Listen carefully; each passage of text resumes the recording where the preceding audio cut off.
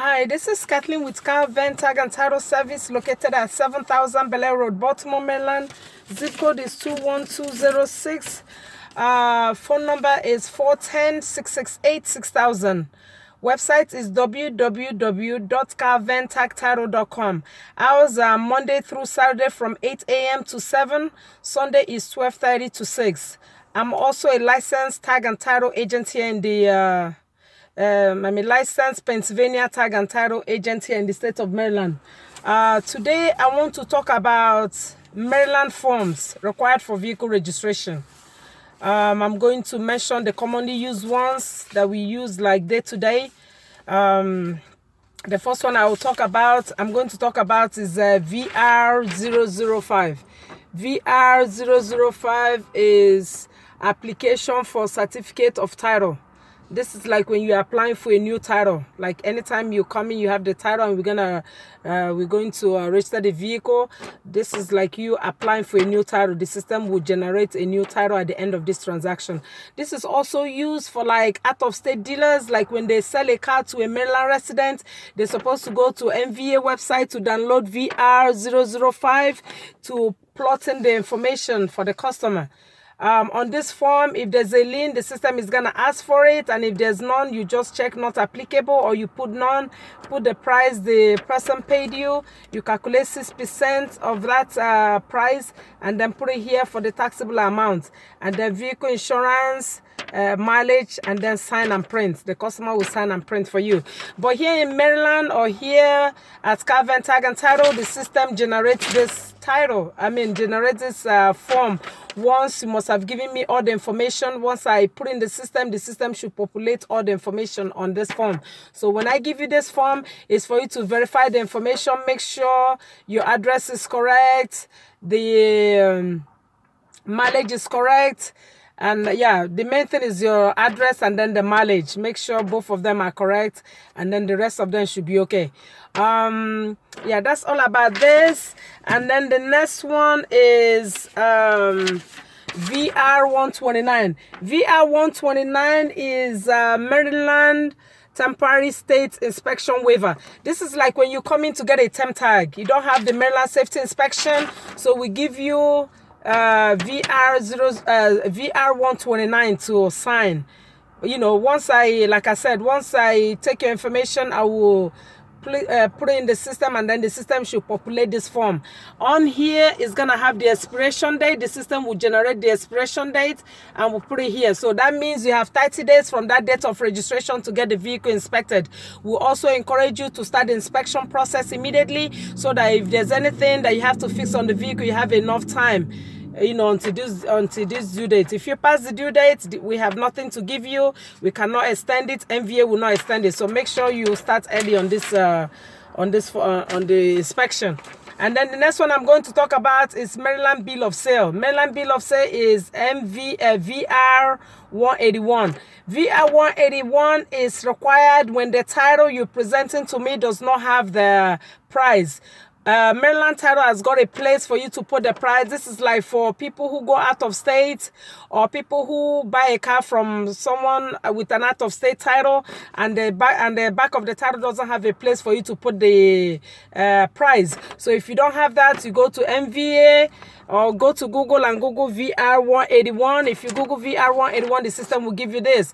And you also need this when the vehicle is 7 years or newer, whereby you have to get a notarized bill of sale from the customer. So whoever is selling that vehicle to you must go before a notary public and notarize this bill of sale. If it's not notarized, you know, the system will evaluate that vehicle based on the book value, and you pay the whatever you pay 6% of whatever the system values it for. So that's why we encourage you to have the seller notarize this bill of sale.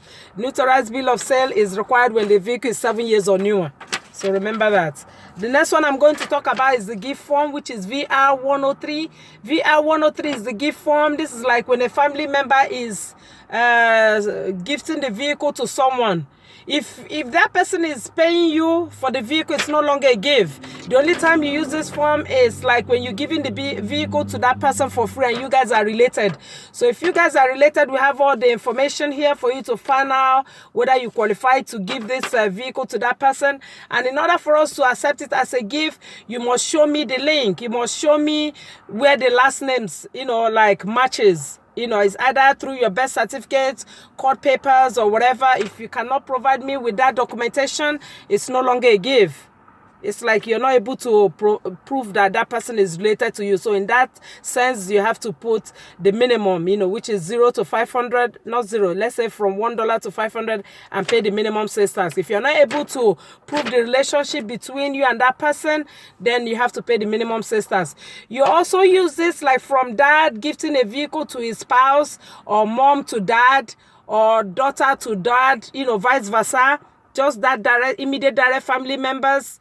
Yes, it will be qualified for you to transfer the plate, but sister and brother cannot transfer the plate. You can transfer the plate if it's coming from your dad to you, or you to your dad, but brother and sister cannot, both of you cannot exchange plates. So if you're transferring the plates, remember, if there's a flag on whoever is gifting that vehicle to you and we're treating it as a gift, remember the system will carry the flag to you for you to pay in order for the system to allow you to get plates. Otherwise, you might as well pay the minimum sales tax and get new plates.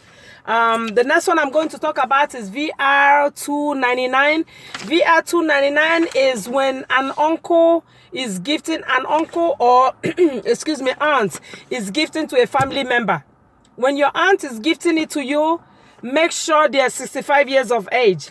If they are not up to 65 years of age, it's no longer going to be a gift. If that person is 65 years of age, they can gift it to you. And in order for us to prove that this is legit, we need their birth certificate. Bring the birth certificate of your auntie to show that that person is qualified to give this vehicle to you as a gift. This one, you require Maryland safety inspection when you're gifting this. This also, you require Maryland safety inspection if the person is gifting this is VR103. I forgot to mention that. VR103, if that person is carrying the plates over, from mom to dad or vice versa, or daughter to mom, vice versa, or dad to daughter, vice versa. When that person is carrying the plate, they don't have to give me Maryland safety inspection. You don't have to give me Maryland safety inspection. The system will allow you to transfer the plate without giving me Maryland safety inspection. But whereby you're getting new plates, remember, you must get a Maryland safety inspection. So that's all about that. The next one I'm going to talk about is VR096. VR096 is application for historic to street road registration. This is like when you get a historic vehicle, that is 20 years or older. Remember, even though it's historic, that does not qualify you to do it as historic, because if you are going to use it as your everyday vehicle, you must get it inspected here in the state of Maryland. But as long as it's going to be like a second vehicle that will be driven on weekends, then you can do historic. And when you do historic, you don't have to give me Maryland safety inspection. So all you do is to fill this out, read 3 of these options and see which one applies to you, and then sign and date. That's all about this for historic. The next one I'm going to talk about is VR008. VR008 is like when you get a new plate, new stickers, new stickers, or transferring plates, or when you get new stickers. Let's say, for instance, you did 30 days, you did title only. Would this apply?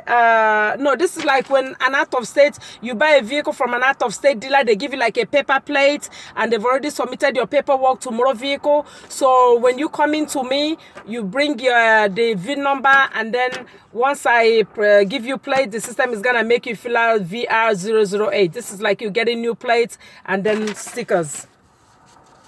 The next one I'm going to talk about is VR1021. VR021 is application for registration plate refund. This is like when you're coming to me to return your plate. I give you this form to fill out whether you're getting a refund or not. This is to protect me, to show that you came to me on the specified date. The date is gonna be on here that you came in, you gave me your plate. So this will protect you and also protect me. Even though when I turn it in the system is going to give you a receipt, because I do have some people that will take out the insurance and then they come to me after 2 weeks. They've taken insurance off of their vehicle. When you do that, the system is going to charge you for insurance violation. So when you come to me or MVA questions me, I'm going to show MVA that you came to me on the date on this form. So this is to protect me and also to protect you. The next one I'm going to talk about is VR217. VR217 is when you use your vehicle to borrow money. Say for instance, the vehicle, you registered it in your name and then you now want to go to like a pawn shop to pawn the vehicle. When you go to the pawn shop to pawn the vehicle, they're gonna tell you to take that title to MVA. When you come to me, I cannot process it. I have to go to MVA on your behalf. So when you come into me, the system is gonna make you, I don't know for some reason why MVA asked for 2 copies. Last time I went, they asked for 2 copies. So when you come into me, make sure you download before you come to me. Email this form to your lender, VR217. Whoever is borrowing that money or that you're borrowing that money from, have them fill out this form. They're going to put their information here and then put your information and then, yeah, they sign and then, yeah, bring it signed. If you're not sure, call me. It's either you go to Google VR217. This is called security interest filing statement. This is you putting a lien on this vehicle that's been registered. So when you go on Google VR217, the system will give you this. Have the lender fill out this form and then make sure you have them fill out 2 copies and bring it to me. And then I should be able to go to motor vehicle on your behalf to add a lien to the vehicle. Once I do that, remember when you come into me to add a lien, the system is gonna be asking for the present title that you have. Bring the original title to me and then bring these 2 forms and then your license, and I should be able to go to motor vehicle on your behalf to register the vehicle to add a lien. The next one I'm going to talk about is application for duplicate certificate of title. This is like when you misplace your title and you want to get a duplicate of that title. If you want to get it the same day, I have that service, but you have to get to me before 9. Before, say like 8:30, you have to get to me before 9 in order for me to guarantee that title the same day. Otherwise, you'll be the next business day. But if you want it to go through the regular system, you come in here. Once I put the information, make sure you have the vehicle VIN number or the title number. If you don't have the VIN number, but bring me something of that vehicle, VIN number or title number, and then once I research on the VIN number, I should be able to put the title number for you. So you complete this, and then you don't complete this, my system will generate it once you give me the VIN number or the title number. And then once I finish, the system is gonna print this out and I have you sign. Another thing is if you okay, I think I've mentioned it. Like if you want to get it the same day, you must be here before 9 in order for me to guarantee it same day. And same day will be like before 12. You get the title the same day, but you pay a little bit more for that. So that's all about that. The next one is affidavit of ownership. This affidavit of ownership is for scooters. I don't know if MVA allows us to do for titles. No, titles you must have. Yeah, definitely. Yeah, I take it back. Yeah. Yes, this is you coming to me. Like for scooters that they made before 2012, I believe October 1st, 2012. If they made your scooter before 2012, the system will allow you to use affidavit of ownership. All you have to do is to fill this out, put the VIN number of the vehicle. If you don't have a VIN number, apply for the VIN number online. MVA will give you a VIN number, and if there's no VIN number, take it to Glen Bunny. Glen Bunny will assign a VIN number. Will assign a VIN number on that scooter. That way you'll be able to get a title. You know, they will engrave a VIN number on it, and then they'll give you, they make you fill out a VR005 to apply for a title. That one you can only do it at MVA. But if the scooter has got a VIN number, just make sure you put that VIN number here for me. Make sure the VIN number is correct. Fill out this, and then Yes, you feed this. Yeah, this one you have to do manually. My system doesn't generate it. So when you come to me, I give you this, or you go online, go to MVA website and download VR450. VR450 is affidavit of ownership for moped, motor scooter, and off-road vehicle. Whichever one that applies to you, this is where you fill it out and specify whether it's a scooter or moped or whatever the vehicle is.